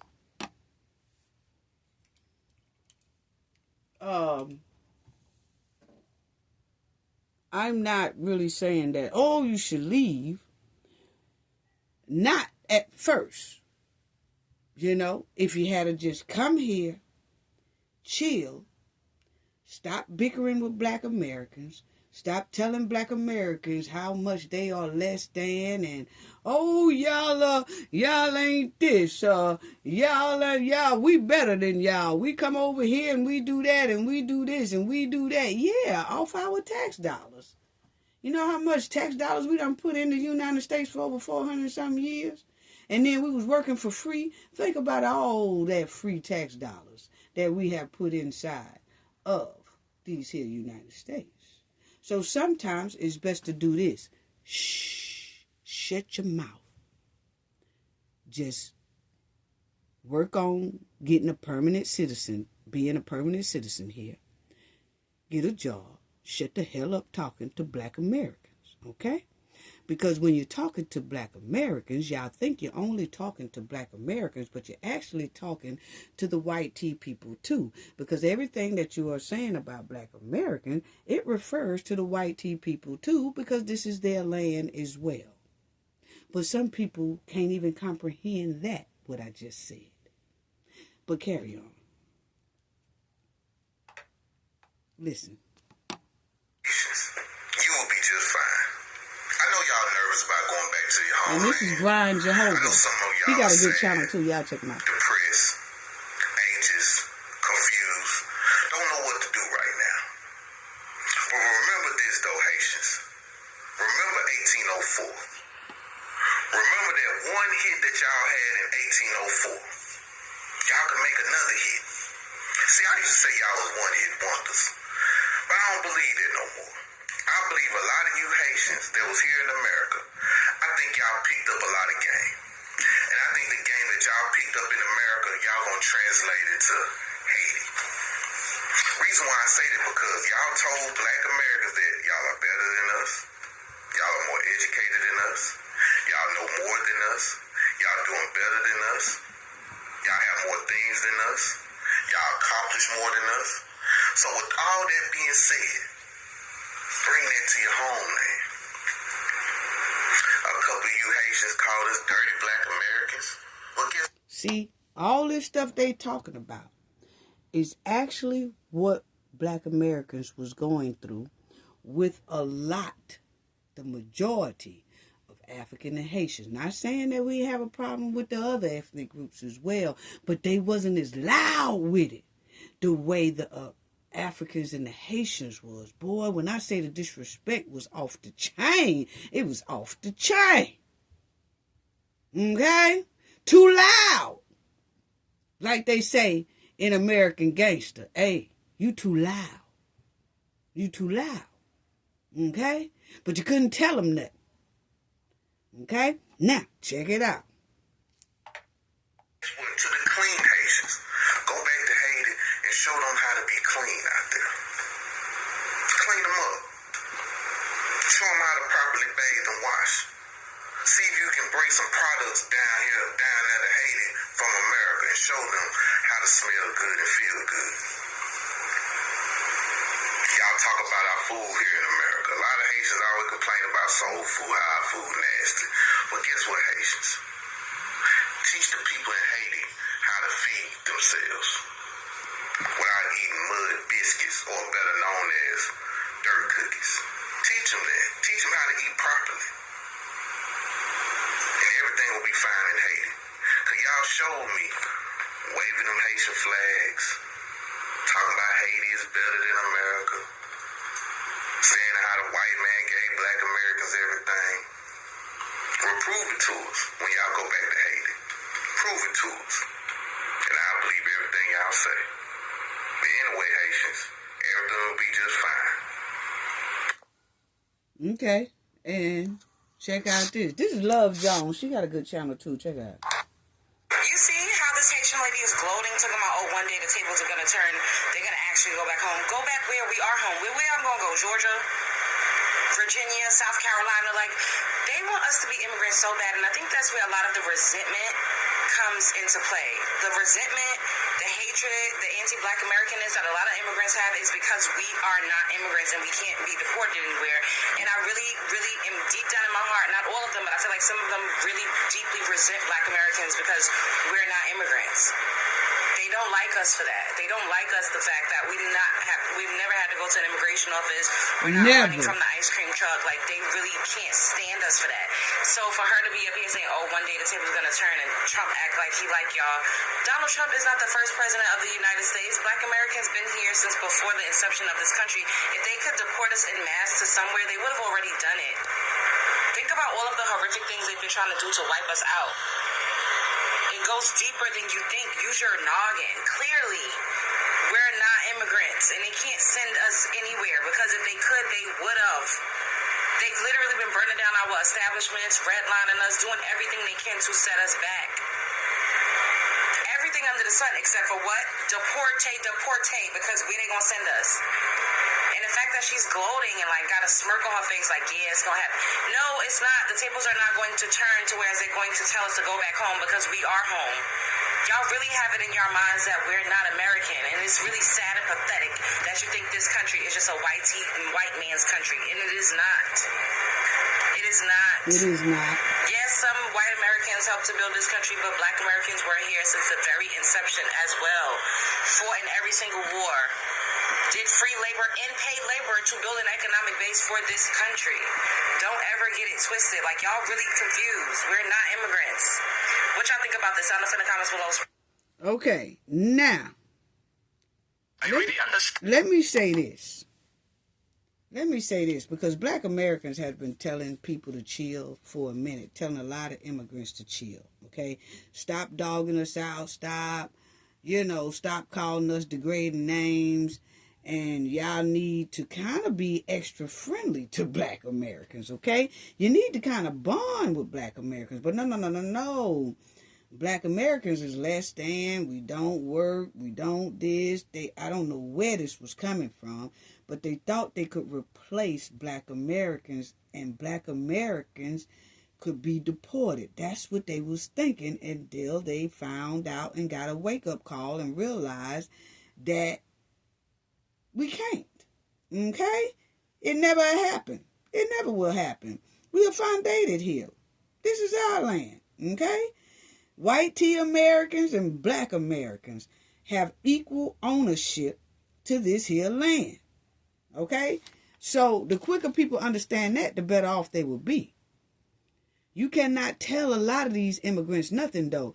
They got over here scamming our government, dogging the United States, stealing, doing criminal activities, deleting the United States citizens, starting unnecessary confrontation with black Americans all on these here internet streets, okay? Every day, all day. Just started acting a plumpy fool on black Americans in their hair salons, in their place of business. They made it known that black Americans are not like them.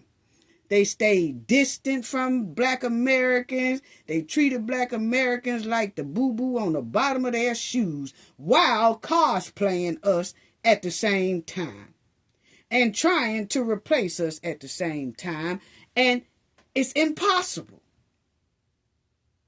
And while Africans and Haitians was making it known publicly that they don't like black Americans and all this, and they got a problem with black Americans, all on the internet arguing with black Americans about black American culture, and they culture ain't this, and they culture is that, and they trying to tell us who we are when we are founded here, all on the internet spewing all this ill will talk to black Americans, and the white tea man and women was listening. Wow. Wow. Wow. Wow. And a lot of white Americans was watching and listening because a lot of Africans and Haitians was too damn loud. They was too damn bold, just with the disrespect towards black Americans. What a lot of black immigrants didn't know is that it's a history of the United States to not deal with stuff like that. They feel like the immigrants are the troublemakers, not the black Americans. I don't care what y'all say or think. That's how the United States history has always been. Oh, no, no, no. You're not finna try to run off our ninjas. No, you are not. They belong here. You don't. We let y'all come in here. Now, we'll deal with you, but when you go to spewing chaos and this here country look like it's going to war between black Americans and Africans and Haitians and all that, oh, no, no. We're going to have to put our money with these here black Americans who built this joker. Y'all going to have to go. It's a history of the United States. But if a lot of people had listened to black Americans, they would have knew this. If they had took time to read about the history of the United States, they would have knew this. When certain white tea society get in office, they don't take too kindly of the disrespect that immigrants will stir up inside the United States constantly. They consider that troublemakers, disturbing their black Americans, disturbing their black American cultures. It's a negative influence.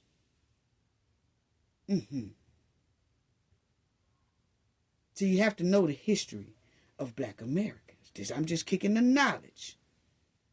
I'm just kicking the knowledge. Okay? Yes. And when the United States see all this here bickering over the end, it was getting it was out of control. And the United States will put a stop to that real quick. It depends on who's in office. It depends on who's running different certain states, you know. And then the white tea see all this confusion going on. And then they'll start looking into TPS. Oh, you know what? Maybe they've been here too long because they just acting like they just done built the joint, ruling the joint, taking over the joint. all that. No. Now we can't have that in the United States. We can't have people acting like they finna take over this joint. Let's start looking at some TPSs and all that. See, when you're too loud, you bring attention to yourself. Now, it's a African guy that has been trying to tell his own people something for a long time. And evidently they weren't listening to this here dude. But check out what he said. He had been trying. This is not the first time this here man been saying this on the internet. He has a channel called like Mr. Tease or something like that. When I look at the name, I'm going to give it to y'all in the next video. But he has been really, really trying to tell his people this for a long time on the internet. But evidently his people weren't listening to him. Check out what he say. How frustrating this situation can be. Being deported to the country that is that unstable. You have to listen to him real hard now. Because his accent is his accent. Okay? You just have to listen very, very closely. And you were already used to the good life in America. That is so frustrating. But again, the status was temporary, so you shouldn't act shocked. It was temporary. So don't act entitled to America, because America is not your country. It was just a country that welcomed you to give you safety. It is not your country. Again, don't compare yourselves to black Americans. Because when you say that you've got your own country and then you start to shame black Americans, telling them that they've got no country, it really shows me that you don't even know who black Americans are and their history. Black Americans cannot be taken anywhere else. They are on their land. That is their land. America is their land. So where else do you think that they can be taken? I want us to hear from these black Americans reacting to this situation of these Haitians. I will come back in this video. The first thing that came to my mind was that this conversation is not even really about immigration. This is about identity. This is about belonging. This is about citizenship. This is about respect. And honestly, Black America, this is about something that we've been talking about for a long time. When I was watching those clips, what stood out to me is that there is two conversations happening at the same time. And a lot of people on the outside, they're not even hearing what Black Americans are saying. They keep reducing this to immigration policy. But you and I both knows that it is deeper than that. On one side, you got people making legal argument. TPS, temporary protected status, was created as a temporary form of protection after a devastating earthquake in Haiti. It took place in 2010. Temporary has always meant temporary. That is not something Black America made up. That is the actual framework the program was built on. On the other side, you have Haitians who've spent most of their lives in America. And listening to that young lady near the end of that video, you could feel how real her pain was. She talked about arriving as a little kid, growing up in America, building her whole life in America. That is a real story, and nobody with a heart is going to pretend that doesn't matter.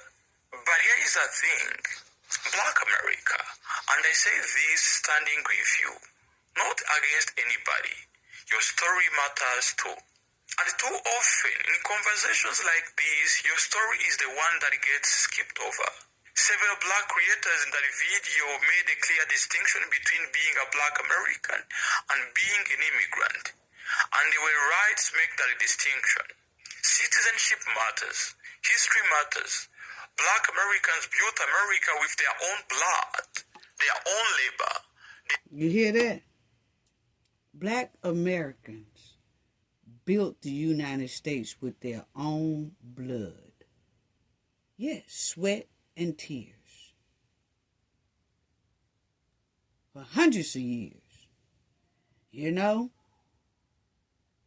And the disrespect is beyond disrespectful. own centuries of struggle that nobody else in that conversation can claim. That story is not interchangeable with anybody else's story, no matter how sympathetic that story is. Brothers and sisters, you are not being unreasonable for wanting that acknowledged. You are not being cold-hearted for saying your story is distinct. That is just the truth, and you've earned the right to say it loud. Some people in that video tried to lump every black community together, saying because the discrimination looks similar, everybody should automatically stand together, no matter where they are from. I understand the instinct behind that. But Black America, you already know that shared skin color has never automatically meant shared loyalty, shared history, or shared sacrifice. You have lived that lesson more than once. And that brings me to the part that really needs to be said plainly. A lot of these conversations that you're seeing from Black Americans are not from random anger. They came from years, decades of watching other communities, including immigrant communities, build their own success in America. And once they get to that success, the success that they have always dreamed of, they start distancing themselves from the people who made it possible. Yesterday, I was having a very interesting conversation with one of my Black American Now friends. check this out. And he was telling me about how his community is tired of carrying weight for so many people. And so often that support is not returned to them. This does not mean that Black Americans have done what they did, expecting y'all immigrants to appreciate it. But at least you've got to show them respect. Exactly. Hearing from all of those creators in that video, those black creators, you can hear that the respect that Black Americans want was not given to them. Just respect. That's all. Just respect. That's all. That's all. And see,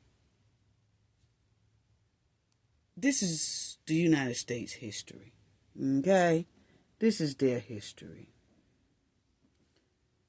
The first major restrictions targeting black migrants specifically were signed by Thomas Jefferson in 1803. So this ain't just Trump, man. The United States have a history of this. They have a history of this. And besides, Obama has sent back more immigrants than Trump. But a lot of people don't want to do the history to read about that. Yes. So far, Obama sent back more than Trump has. Yeah. Obama done sent more immigrants back to their homeland than Trump did. So check it out. Yeah. Thomas Jefferson was doing this in 1803.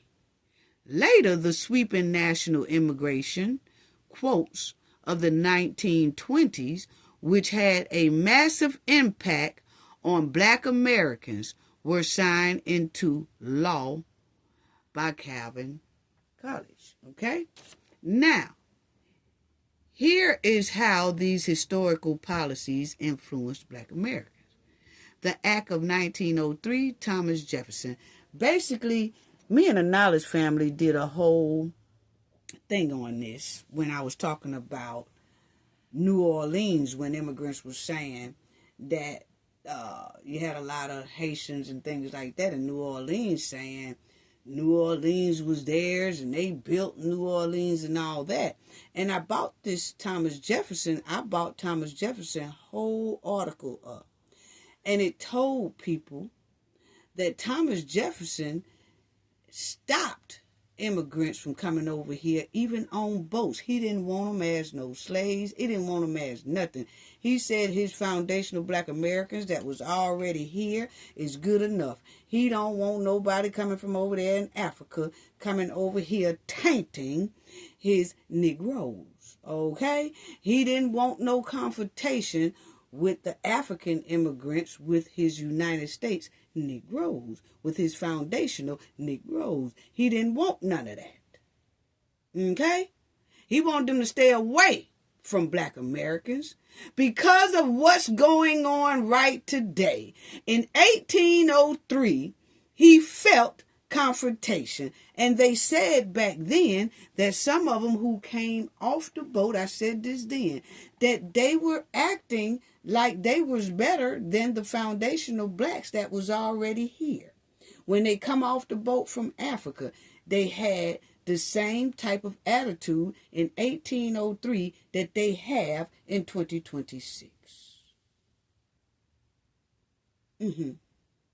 Towards Black Americans.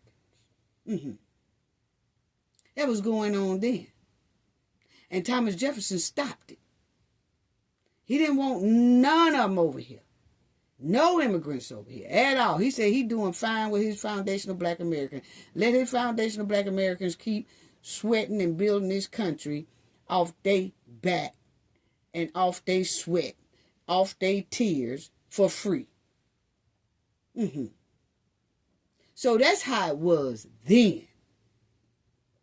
And he didn't want them over here because he didn't want to start confrontation, because the ones and then they had overthrown their government over there in Africa, okay?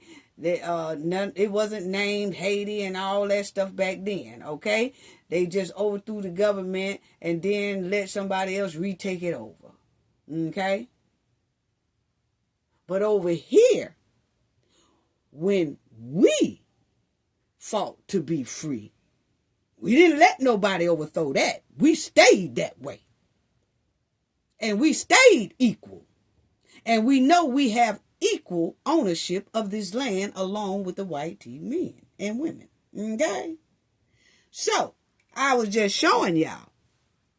They didn't allow them here in 1803 and was shipping them back too. Okay? Yes. Y'all didn't know? It's history. So Black Americans and white Americans can bicker all day long at each other.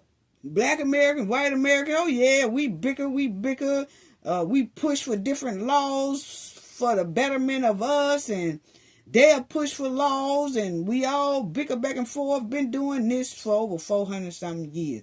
But if you come into this country thinking you can do it, it won't last long. You can see it right there on the screen. And this is a lot of reason why the massive deportation, along with its time for the TPS status to be up. But they started looking into that TPS status because it was too much. They come over here with too much crime, too much stealing, too much getting over on the government, and too much bickering with Black Americans. Too loud. Point blank, period. It was just too loud, family. You know? So a lot of immigrants are not going to take this. You know, a lot of immigrants are not going to take this as a knowledgeable and a teachable moment. And they would take this as disrespect, which that's not what this is.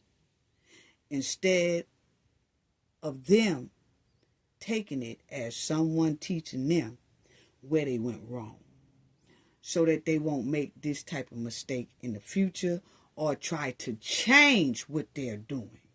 But I can guarantee you, tomorrow you could turn on the internet and they'll be dogging Black Americans, causing and creating more chaos. And the United States will do nothing but get more and more planes to send them back home to the homeland. It's a lot of people on the internet that's just hard-headed. They're going to continue to go back and forth with Black Americans instead of shutting the hell up, because it's getting crucial out here in these here United States with these planes shipping them back for deportation. No. They're going to keep on being loud and causing attention to themselves as they get more and more planes together. They say twice a week they're going to be going out. It's going to be 5 times a week pretty soon. It's going to be 5 times a day pretty soon if they keep on bickering, but you can't tell them nothing. You can't tell them nothing. They think they know more than us. Like they say, they smarter than black Americans, even though we have been dealing with the United States for over 400-something years. Longer than that, ever since America was here. And they're not going to listen to the old school female FBA. They ain't going to listen to nobody like me because they think that they know my homeland better than me and other foundational black Americans. That's the sad part. You can't live in someone's household, contribute to that household, and then start chaos within that household. Y'all didn't hear me. You can't live in someone's household, contribute to the household, and then start chaos inside of that household. What you think the people gonna do that owns that household? Get rid of you. They gonna say, we don't care how much you contribute to us. We don't care how much you contribute to my household. You start too much chaos in my house, so you got to go.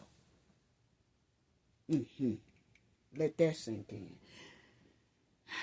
I want to say thank you to everyone who donated in my last video. Thank you so much for y'all generosity. Spicy, thank you so much for your generous donation to the channel and helping sponsor our last video. Thank you so much, Spicy. G. Portis, thank you so much for your generous donation. Thank you also for helping sponsor our last video. It is so greatly, greatly appreciated. Spicy G. Portis, thank you so much for y'all generous donation in our last video. Thank y'all for sponsoring our last video. I want to tell the Knowledge family, love y'all.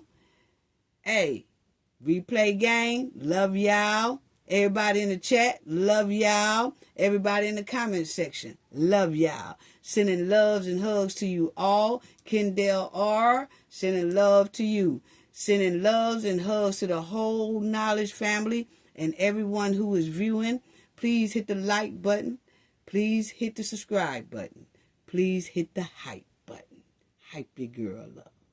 Sending loves and hugs. Gain knowledge to prevent blockage. And we all know what that means. The more you know, the harder it is for anybody to block y'all from your goals and success. Bye-bye.